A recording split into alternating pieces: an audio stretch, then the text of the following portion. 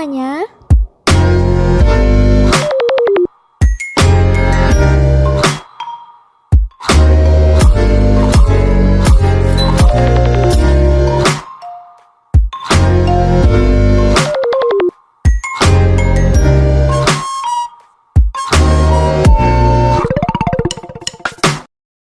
Assalamualaikum warahmatullahi wabarakatuh.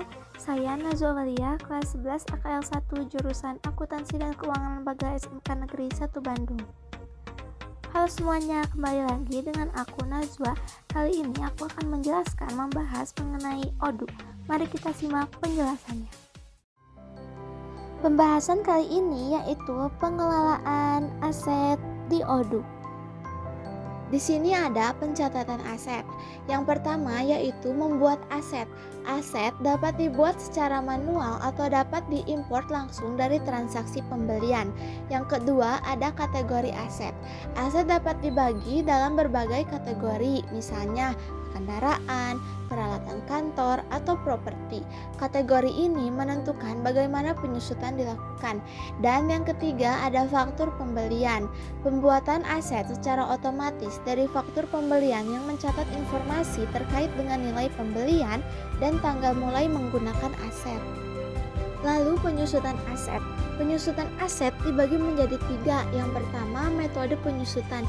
Di ODU ada beberapa metode penyusutan seperti penyusutan linier, saldo menurun, atau metode khusus lainnya sesuai dengan kebijakan perusahaan.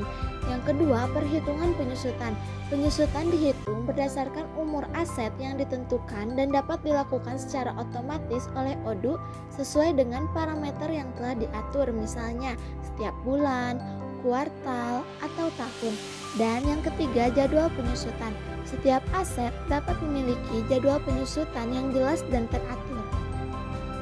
Pelacakan aset. Yang pertama, lokasi aset. Aset dapat dipantau berdasarkan lokasi tertentu di perusahaan seperti kantor atau pabrik. Yang kedua, status aset. Setiap aset dapat memiliki status tertentu, misalnya aktif, tidak aktif, atau dihapus. Selanjutnya ada pemeliharaan dan penghapusan aset. Yang pertama, pemeliharaan aset. ODU memungkinkan untuk mencatat dan mengelola kegiatan pemeliharaan aset. Di sini dapat menambahkan jadwal pemeliharaan dan biaya terkait pemeliharaan tersebut. Yang kedua, penghapusan aset. Jika aset sudah tidak digunakan atau rusak, ODU memungkinkan untuk menghapus aset tersebut dari sistem dengan mengatur nilai sisa dan mengakui kerugian atau keuntungan akibat penghapusan. Laporan aset terbagi menjadi 2. Yang pertama, laporan keuangan.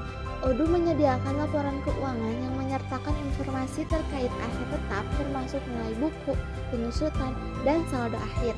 Yang kedua, laporan aset detail. Laporan ini menunjukkan semua transaksi yang terkait dengan aset tertentu seperti pembelian, penyusutan, dan pemeliharaan. Integrasi dengan modul lain. Jadi, pengelolaan aset ini berintegrasi dengan modul lain pada ODU, diantaranya modul akuntansi serta modul pembelian dan penjualan. Fitur lain pada pengelolaan aset yaitu pengingat penyusutan dan audit aset. Pengaturan dan kustomisasi. Pengaturan kategori aset dan metode penyusutan. ODU memungkinkan pengaturan kategori aset dan metode penyusutan sesuai dengan kebutuhan perusahaan. Kostumisasi laporan. Laporan dan tampilan di ODU dapat disesuaikan agar sesuai dengan kebutuhan spesifik perusahaan dalam hal pelaporan dan pengelolaan aset. Manfaat pengelolaan aset di ODU yaitu lebih efisiensi dalam pengelolaan aset, meningkatkan akurasi data, memudahkan pemantauan dan audit aset, mengurangi risiko keuangan dan pajak, peningkatan pengelolaan biaya, menghemat waktu, kemudahan pengelolaan aset yang beragam, mengurangi kerugian akibat aset tidak tercatat dengan baik, serta stabilitas dan kustomisasi. Terima kasih. Nah, mungkin sekian yang dapat saya jelaskan mengenai pengelolaan aset. Teman-teman, terima kasih yang sudah menyimak video saya. Jangan lupa di like, komen, dan subscribe. Tetap semangat dan jangan menyerah, terus berusaha sampai mendapatkan tujuan yang kita inginkan. Saya Nazwa, sampai jumpa lagi.